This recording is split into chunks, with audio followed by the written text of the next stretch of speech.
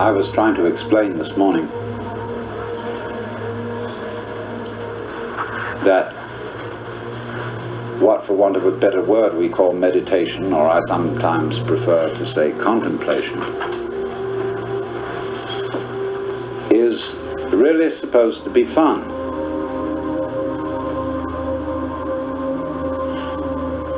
And I have some difficulty in conveying this idea because everybody takes everything to do with religion seriously. And you must understand that I'm not a serious person. I may be sincere, but not serious.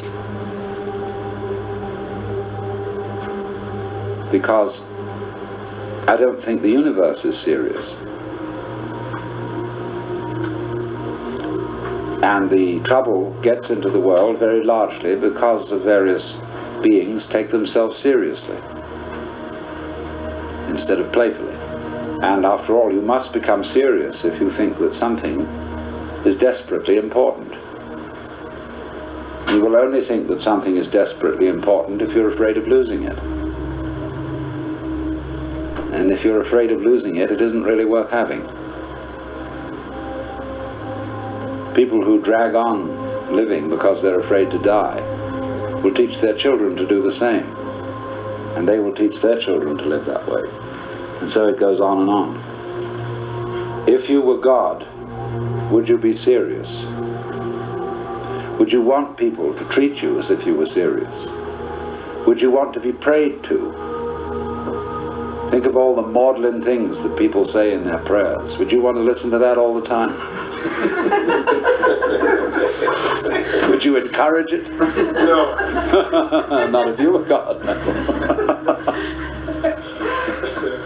So in the same way, meditation is different, you see, therefore, from the sort of things that people are supposed to take seriously. Because it doesn't have any purpose. When you talk about practicing meditation, it's not like practicing rifle shooting or playing the piano, which one does in order to attain a certain perfection. You practice in order to make perfect. You practice the piano to go on stage and perform. But you don't practice meditation that way, because if you do, you're not meditating. The only way in which you can talk about the practice of meditation is to use the word practice in the same way as when somebody says that he practices medicine. It's his way of life. It's his vocation. He does it every day. Maybe he does it the same way every day. But if it's good, that's fine. Because in meditation, you see, there's no idea of time. In practicing learning things, time is of the essence. Let's do it as fast as possible. Let's find a faster way of learning how to do this. In meditation, a faster way of learning is of no importance whatsoever, because its focus is always on the present. And there may occur growth in it, but it's the same way that a plant grows.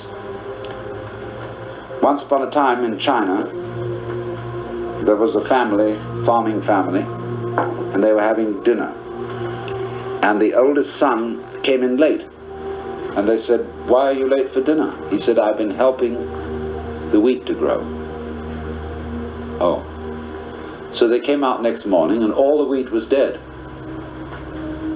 Well, what happened was that he had gone and pulled each stalk up a little, see, to help it grow. So growth always occurs in a being like a plant, which is perfect at every step. No progress is involved in the transformation of an acorn into an oak, because the acorn is a perfect acorn, and the sapling is a perfect sapling, and the big oak tree is a perfect oak, which again produces acorns. Perfect acorns, you see. At every stage it's there, just as in the unfoldment of a musical composition, it is arrived at every stage, and it cannot be otherwise. So the meditation work is the same, exactly the same. So we should not talk about beginners as distinct from experts.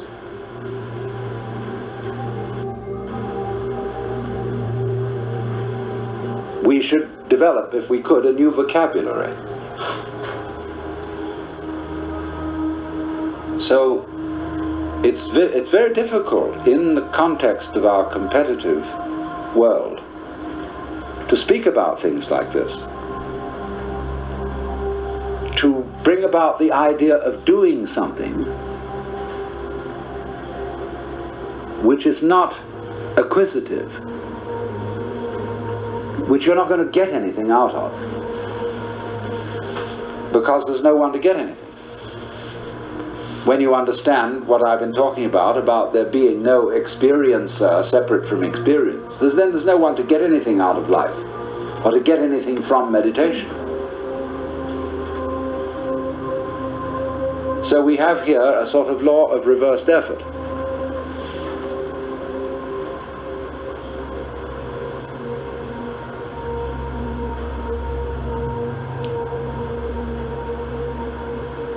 You must therefore understand that as a background to anything said about techniques.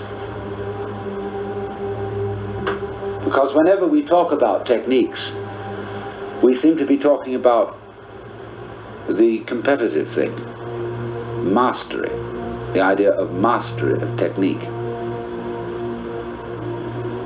But on the other hand, if you play a musical instrument, technique is very important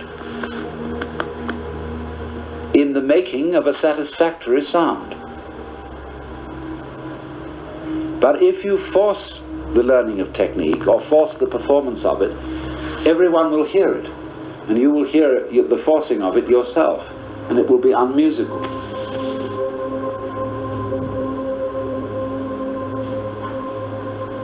And so you have to address yourself to the playing of an instrument without hurry.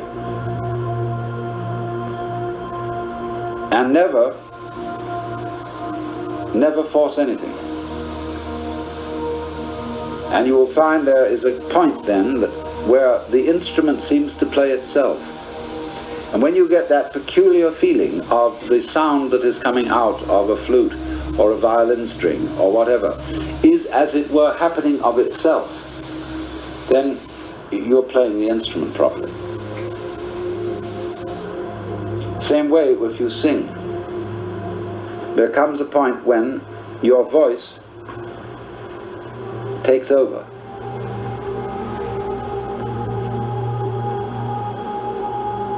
This is the difference between spiration and inspiration. You may say, as Christians do, that the act of worship is inspired by the Holy Spirit. That when monks are chanting, they are told that the Holy Spirit is chanting through them. They are flutes for the Holy Spirit. And this has a very precise and technical meaning, because there is a way of producing the breath and of producing sound where it comes of itself and you don't do it. And we will call that way of producing sound Holy Spirit. But it's based on breath. I pointed out in the first session that breath is a curious operation because it can be experienced as both a voluntary doing and an involuntary happening. You can do a breathing exercise and feel that I am breathing in just the same way as you can feel I am walking. But on the other hand, you breathe all the time when you're not thinking about it. And in that way, it's involuntary. You must breathe. And so it is the faculty attending to which we can realize the unity of the voluntary and involuntary systems.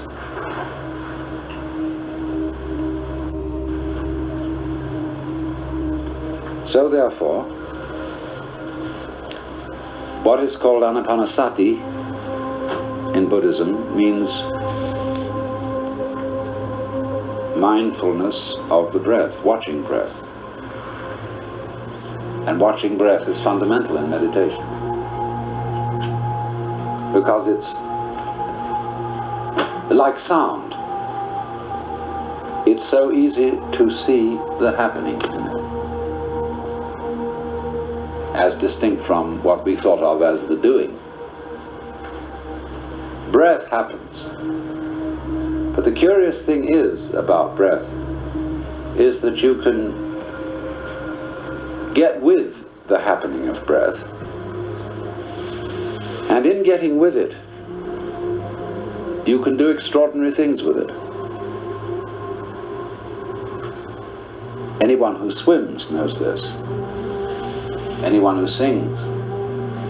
Anyone who does, as a matter of fact, any athletic thing knows that the breathing is important. The alignment, the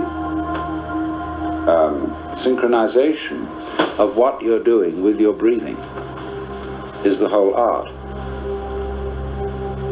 as it is in archery also.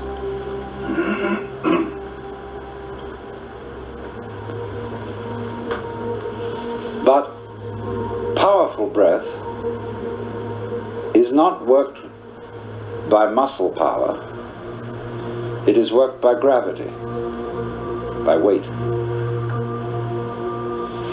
And what I would like you to do is, if you will sit upright, and the reason for this is very simple, that the part of your body in which the breathing is occurring is unencumbered. And also, sitting upright on the floor, you are slightly uncomfortable, so that you won't go to sleep. And in any peaceful and quiet state of mind, it's very easy to go to sleep.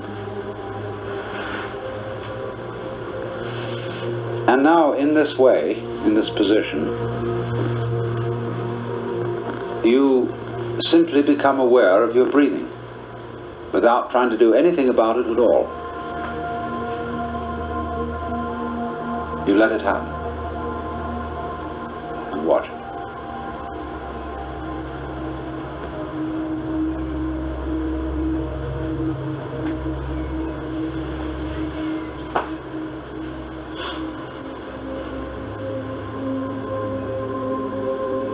You are also at the same time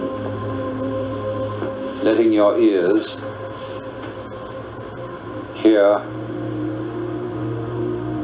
whatever they want to hear. In other words, you let them hear just as you're letting your lungs breathe.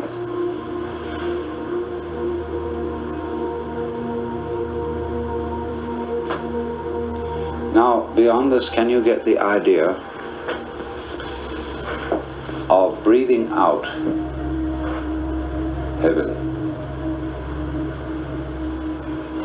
Letting the breath fall outwards without pushing it.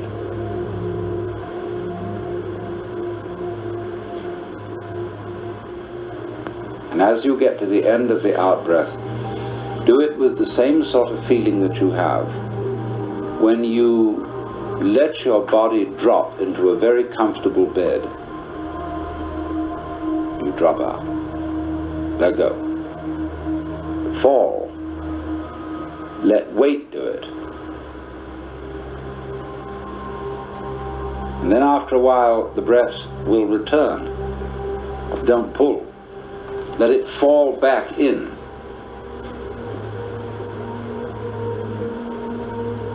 And drop in until you've had enough. And then let it drop out again.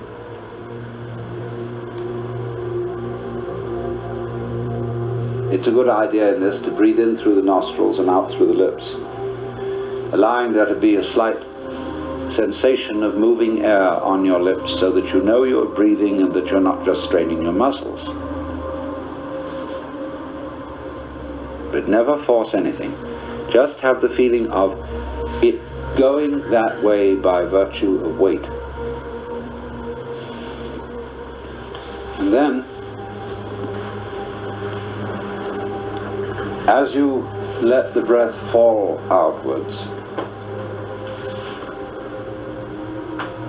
You simply float a sound on it. Think of a sound that pleases you, a note that seems agreeable to your voice.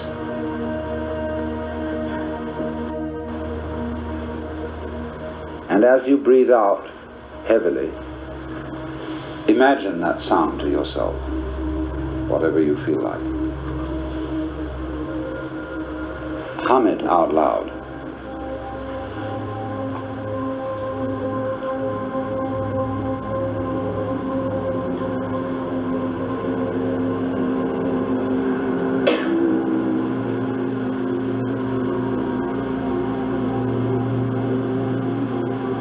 And keep it going.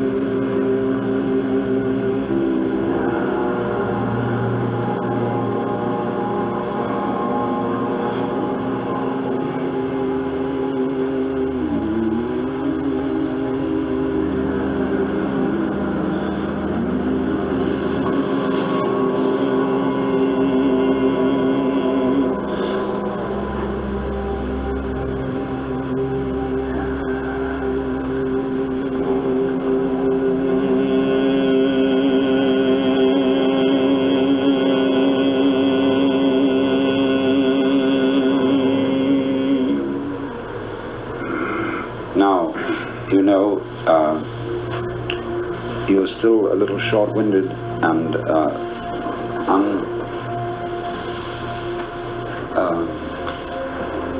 uneasy about a thing like this.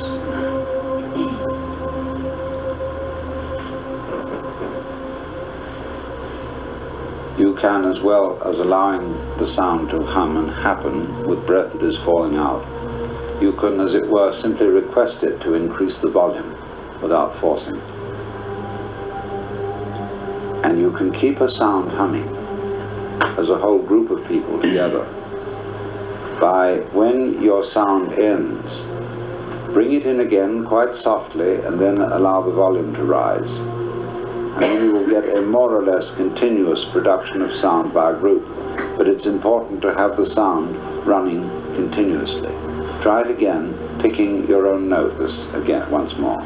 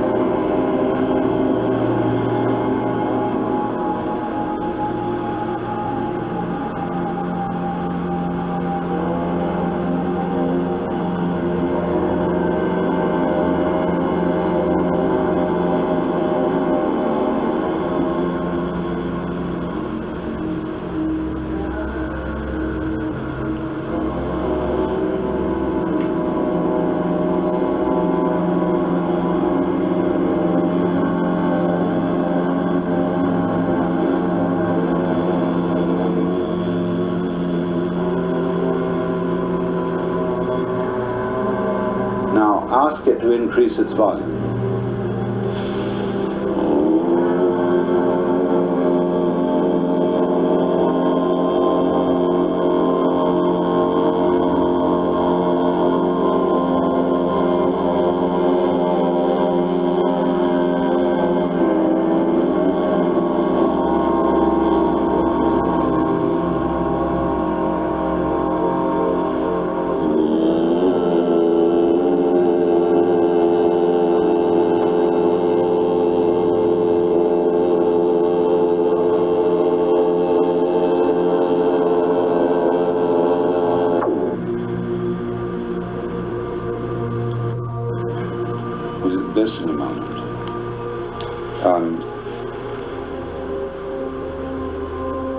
what we're working into is the completely liberated but soft and gentle letting of sound happen through us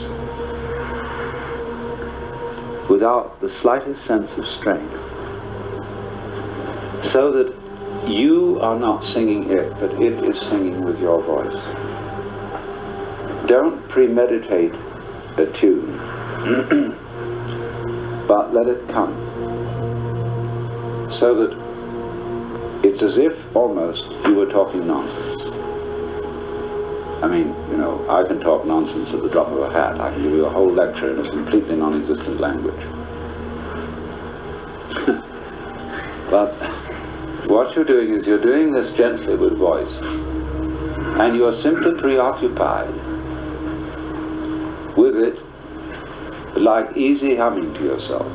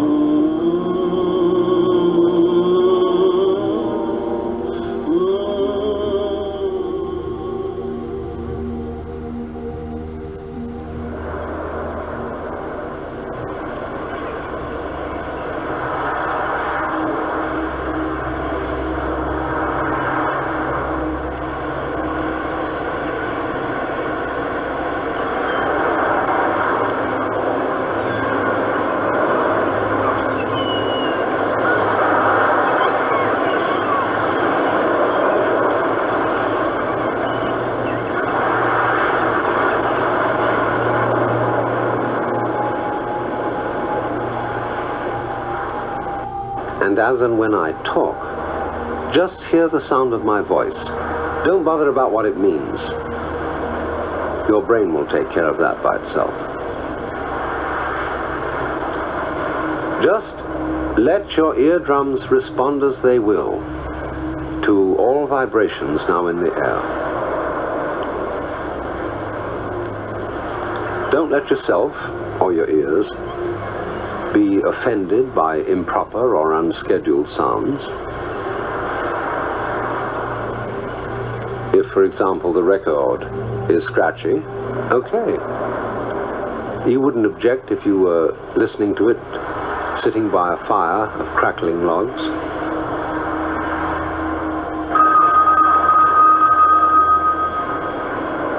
Let 'em ring. It's just a noise.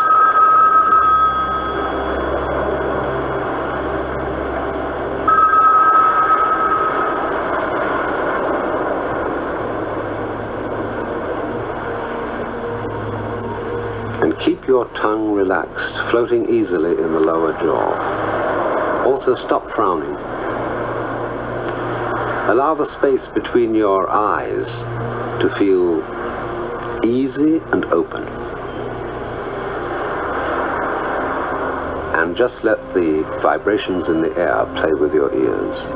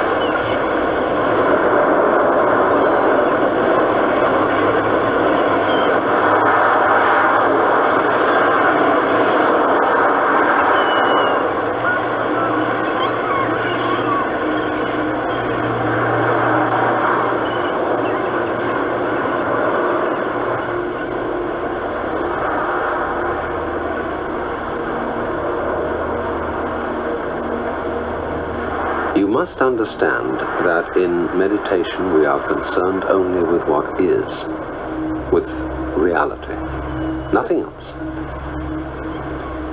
The past is a memory, the future an expectation. Neither past nor future actually exist. There is simply eternal now.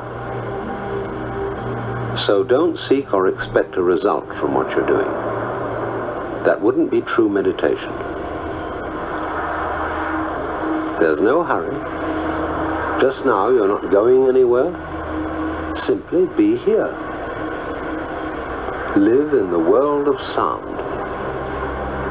Let it play. That's all.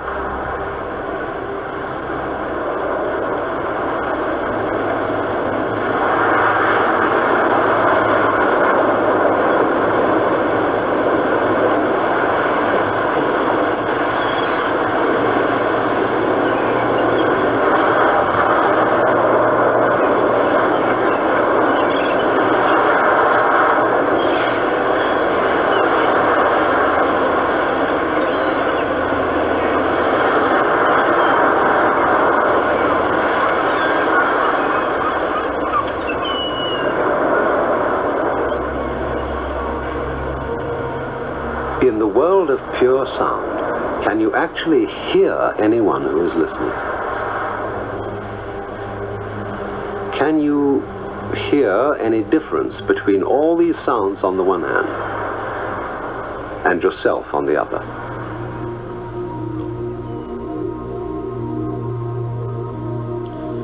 Now, when you were thus absorbed in sound, where were you? This would be called a state of consciousness, where we have a primitive form of samadhi. That is to say, we are happily absorbed in what we are doing, and we have forgotten about ourselves. You can't very well do that and worry.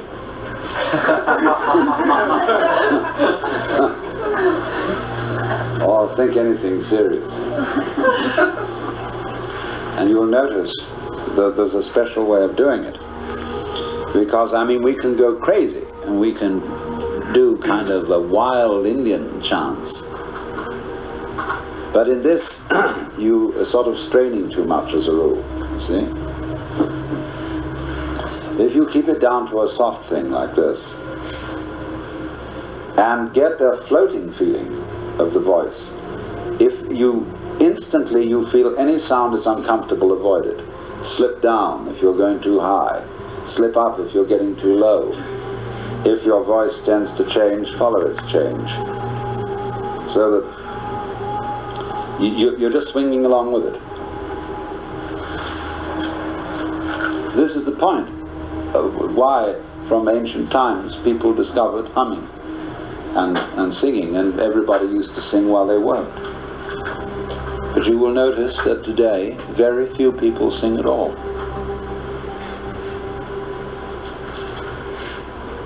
You have to make a thing of it. People are afraid of their voices, their melodic voice as distinct from the spoken voice.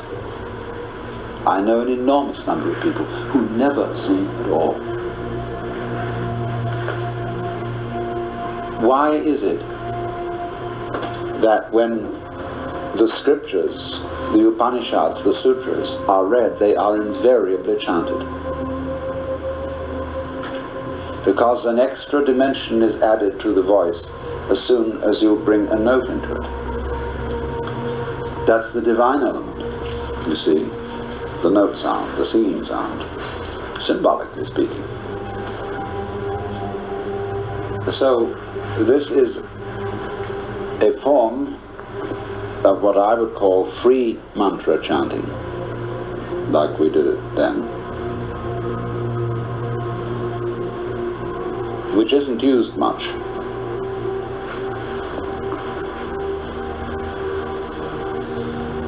But it does give you, as you do it, a very good idea of what the meditative state is. Because it isn't just a letting happen, only a thing's going on around, it's inside you as well. As distinct from the prescribed mantra, like Om Mani Padme Hum, or Om Ah Hum, or Om Ram Shri Ram, Jai Jai Ram, Hare Krishna, Krishna Krishna, Hare Hare, etc. Each one of them has a different feeling to it. The Tibetan monks go down to an extraordinarily deep sound. They go as deep as you can get.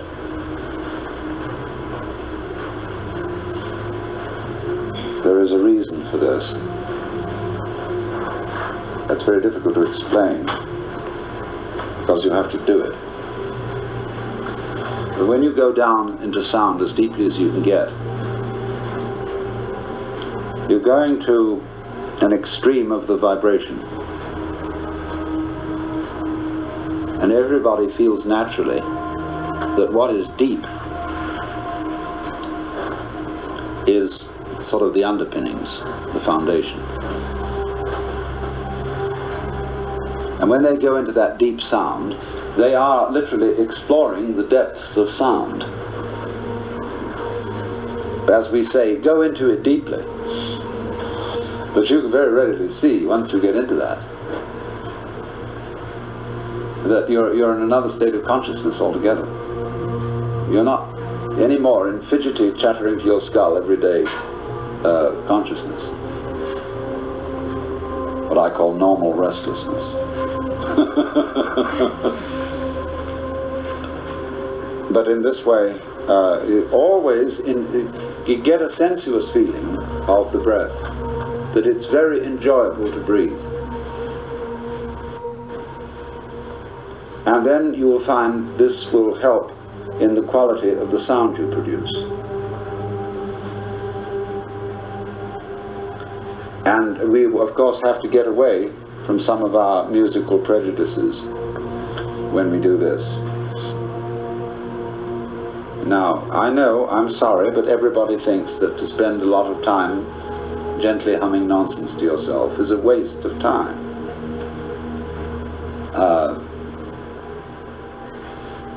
what are you going to do with the time that you save? You know?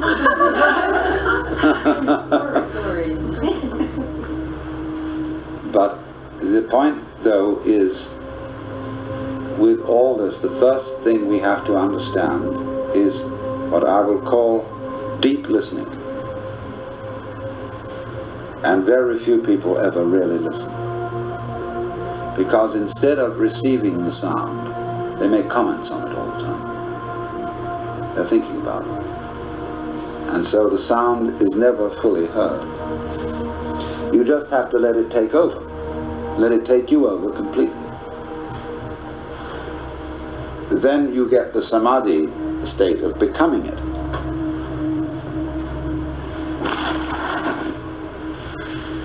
And it also means that you abandon your socially nervous personality. Where one of the reasons why people don't sing is that they hear so many masters on records and they're ashamed of their own voices and think there's no point singing unless I'm good at it. Well, that's like saying there's no point my doing anything at all unless I'm particularly gifted at it, which is ridiculous. But singing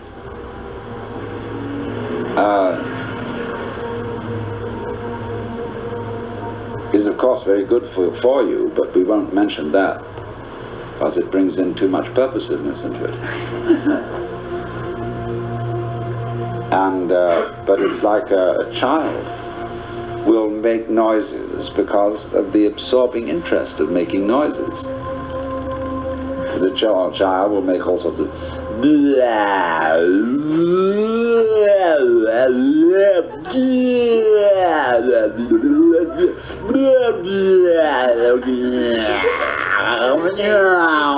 see? To explore the possibilities of what you can do with a voice. See?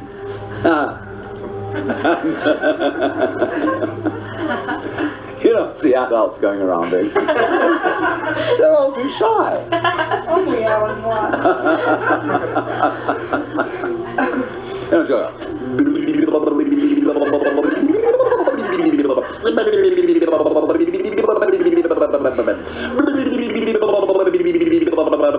see? Tremendous fun. But all this is perfectly incorporable within meditation. It embarrasses the hell out of some people. They say, what are you laughing at? No, I don't see any point in laughing unless it's something funny. I had a friend who was a theological student. He was very fat.